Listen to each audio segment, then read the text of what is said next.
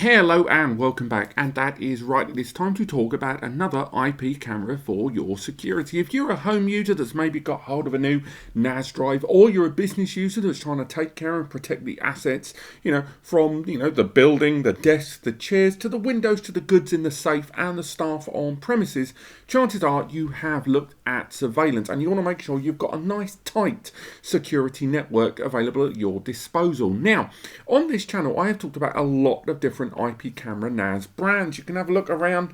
And the reason I say IP camera NAS brands, I am talking about brands that not only produce cameras with their own applications and services and cloud storage and NVRs and all that stuff knocking around. I'm talking about brands that arrive with cameras that include all of that and the ability to be utilised by NAS. This channel talks about NAS a lot, and of all of the camera brands that I've talked about, where if not all, then most of their cameras are compatible with NAS, very few brands on the market have the range of compatibility with NAS as Reolink. Hence why I talk about them probably more than any other camera brand on the channel. Now, this is part of their new refresh series of devices. Camera brands are the same as anyone else. They have a whole portfolio of devices that, as technology moves forward and efficiency of components and basically the demands of the end user grow, so do their hardware. So they have refreshes just like everyone else. And this is the RLC-542WA. It is a dome camera that is Wi-Fi compliant. This is their latest generation of security camera, largely for the SMB there in the middle. Some home users might take advantage of this, but I think it goes a little further than that.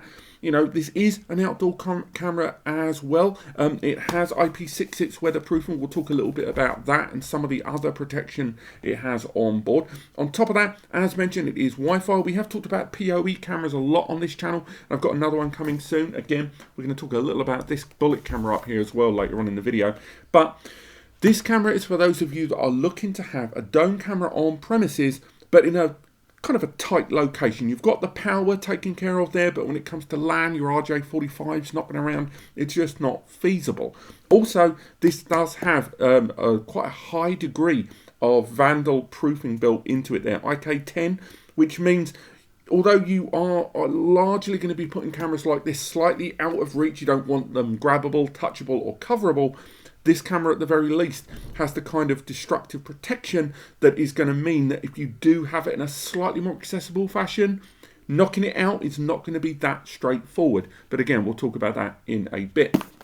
Before we go any further, let's open up this bad boy. The camera's available for about $100 to $109, I think. One thing I will say when talking about this camera throughout, there's a few elements of it that I think you'll find are the things that justify that price tag, because it's not a 4K camera. This is a 1080p camera that does not want to let me in. And the camera does have a couple of little bits and bobs about it that I think justify the bulk of that price tag. But we'll get to that later on. But I know a number of you have probably come to this video and gone, right, it's a dome camera that doesn't do 4K. How do you justify that price tag when you can pick up cameras of not a dissimilar architecture, I hate seagulls, for about $60 to maybe $70? So how do they justify that extra $30, $40, $45 more? So, inside, we have our mains power. It comes with a mains power cable. As mentioned, it's not PoE, although there are PoE converters out there. There's also the kind of bump there that's going to have the security information, as well as the first time setup manual.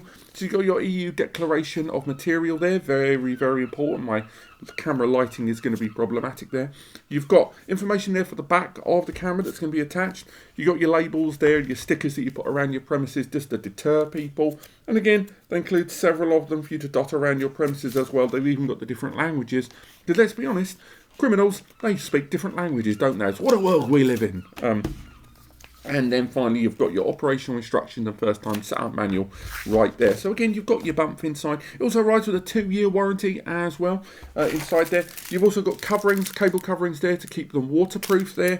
They go around them. You've got the wall fixings, your raw plugs, your screws, your Allen key there. Then you've got a huge amount of foam protection there inside.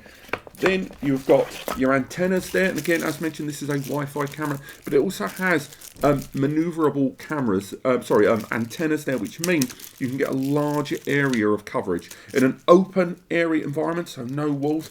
The maximum this camera can achieve before it loses efficiency and camera quality there is 164 feet, which is enormous. You've got your antennas there. We'll probably attach those later in the video. And inside, let's have a little look at this camera. There's our big camera. We'll open that up in a moment. We've got a nice Cat6 Ethernet cable there. And again, this cable isn't anywhere near the distance you think you're going to need. So Cat6 for a 1 gigabit Ethernet connection may seem a little bit overkill, but do bear in mind this camera has to remain as weatherproof as possible. So if you're going to use LAN, it's good that they include a nice weatherproof LAN there. On top of that, you have got the power extension cable. Now this is a little tiny extra, which weirdly a lot of brands don't throw in. It super annoys me.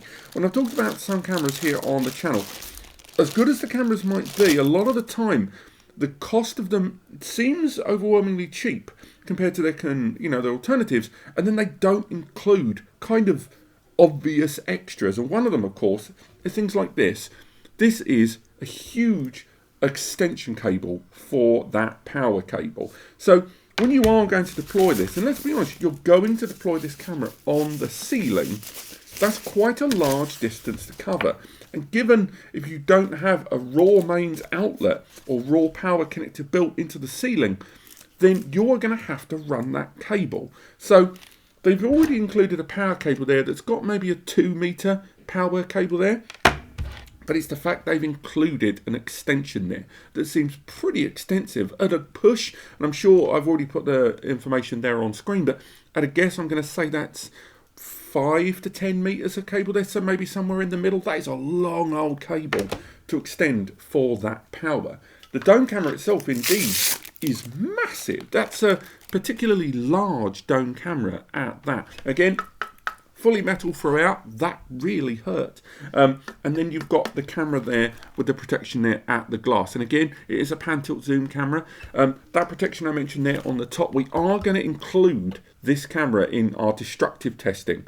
Very early in 2022, we're going to be revisiting the subject of destruction here on the channel. We've got a destructive NAS, a destructive SSD, and we're going to go for destructive cameras. I'm going to be testing these just like we did a couple of years ago for frost, for fire, for flooding, just everything. We're going to be causing physical damage, and different devices have their own different protection. They say that this can withstand up to 20 joule impact hits on its glass and still maintain operational efficiency. So we will be bench testing that there in a future video coming up. But just to put this dome into perspective, this is another Reolink dome that we brought down off the ceiling that we do utilize here in the studio, and you can see the difference in scale between them there.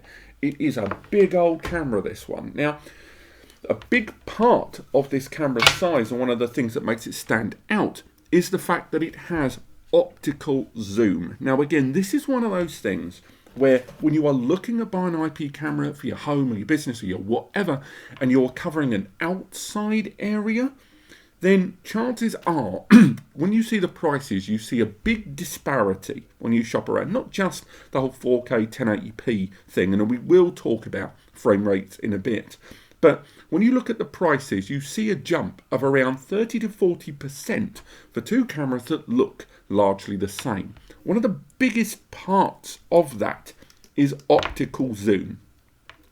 Even now, in 2022, it should be pretty obvious about the differences in utility and just real-world scenarios between optical and digital zoom. For those that aren't aware, though, weirdly, digital zoom is when, like the footage you're looking at right now, the soft encoder basically just increases the scale of the screen. If you've ever watched Red Dwarf, there's that bit about how zoom bringing your head closer to the object. Well, digital zoom is not unlike that. You're just getting closer to the image, and they are AI enhancements that you can utilize in some software. But what you really want, if you are studying an outside environment and you need to get real sharp focus on something, such as a license plate, such as you're preempting or you've managed to get behind the camera's controls during a negative incident happening in your home or business, I seriously hate seagulls, then optical zoom allows you to properly zoom in and bring in sharp focus. You're not just getting your head closer to the object, you are sharpening the focus there on the object in question, which is going to be vital sometimes in preempting further problems down the line, or ensuring that if someone does break in, someone does try to steal all your shizzle, then you can stop it happening again and make sure there is potential justice down the line. And again, that optical zoom, a lot of you seem to overlook it in your cameras. Yes, it's more expensive, but there are enormous advantages down the line that I think wildly, justify this small price increase. Now, again, pan tilt zoom, it doesn't have full 360 rotation there. This isn't an external dome camera, one of those hanging cameras here. This is just that dome camera there. So the area of effect is going to be, with the rotation, just going to be on that 180 axis. I think it goes up to about 90 degrees there. On top of that, there is audio in there. There's a microphone built into the front, which means you are going to be able to capture audio live as it happens. You may have noticed all of those little LEDs there. These are IR infrared LEDs there. There's 24 of them. They help the camera be able to maintain not only quick switching between night and daylight, so the footage can be reactive rather than just studying the same field of view as light changes outside. But on top of that, it supports up to 100 feet night vision internally as well, thanks to those, with the LEDs clicking in there in the background with the light switching on. Now, inside, there is an SD card slot there. You can install a 256 gig SD card there that supports, I think, up to about 140 to 150 hours of footage. And again, there is software that you can get from Reolink that supports cloud storage for your backups there, and the USB storage there, as well as utilized in conjunction with the likes of Google Home and Amazon Alexa. So you can, if you've got one of the visual stations there, you can just ask Alexa out loud, show me my backdoor camera. That's not a euphemism, keep it clean. And from that, you will be able to see that footage voice activated there, and it can be utilized in conjunction with the camera. But again, as mentioned in the intro, you really want to see this camera utilized with a NAS. And again, not in this video, but in the follow-up video, we are going to be testing a variety of Reolink cameras, all back to back. Each one of the cameras showing you the slight differences in their utilization. We're going to be using a Synology and a QNAP, and we're going to be looking at different Reolink cameras and how the different specifications are translated onto the NAS storage. And again, do stay tuned for the destructive video as well. So again, that is pretty much the physical build of this camera. As you've seen there, we have got different ports. We've got the LAN port there, if we're going to be utilizing the Ethernet. We've got that power connector there with those enormous extensions. We've got the reset pin there as well, but again, you can hide that out. And remember, you do have the cable covers there if you're going to be utilizing that outside. It's the vandal-proof camera, so again, that destruction's going to be useful. We've got another dome camera coming up on the channel. Another thing we want to look at is those antenna. Let's see just the sheer scale of coverage we've got on those. Let's get those on there. Because a lot of you have talked, when I have mentioned dome cameras a lot in 2021, a lot of you will, as much as I really personally think PoE is the way forward, particularly in terms of bandwidth on the coverage of these cameras, a lot of you do want Wi-Fi equivalent. And I think that camera there, again, it's a very big camera indeed. If I bring that closer there, it is not the smallest camera. Let's hide that away. But still, nonetheless, it is a good camera. Let's get the thumbnail. But again, big fan of this, and I am looking forward to seeing how that's going to translate when it comes to overall testing of this. We've already done a lot of testing of Reolink software for the mobile and desktop platforms there. This 5 megapixel camera, again at 1080p, supports up to 30 frames per second, which are used in conjunction with a quite superior zoom there. Means you're going to have quite a high quality coverage there, both at night and day. There's lots of little clips on Reolink's own website from their own customers that have had these cameras set up. I've utilized a few of them in this video, I believe, but I will be running my own software tests for that larger scale overview of the Reolink cameras moving forward out there. But 100 nicker or so, again 100 to 109 I think dollars there, it's a decent camera for what you're getting. And if you utilize all of that hardware inside for the outside of your business, maybe if you're going to scale up your budget to have some lower spec cameras inside the building, but a higher spec camera outside the building, I think you could do a lot worse than this camera. And also bear in mind that the camera also supports, in conjunction with the software, vehicle and person recognition, which again will filter through a lot of those results. What you don't want is the camera just telling you there's been motion. You want an intelligent camera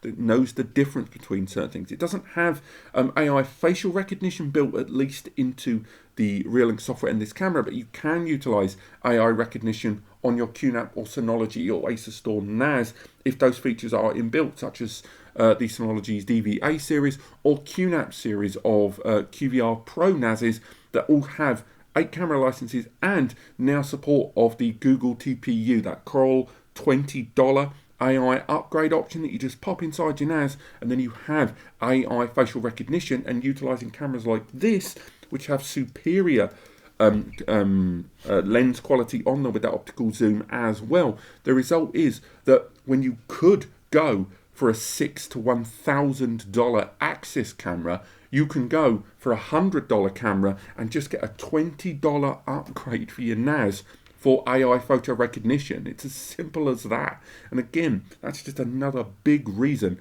why brands like Reolink are going to continue to be talked about on this channel, because there's a fine line with IP cameras. You can get cameras that say they do a lot, but the build quality is shoddy as hell.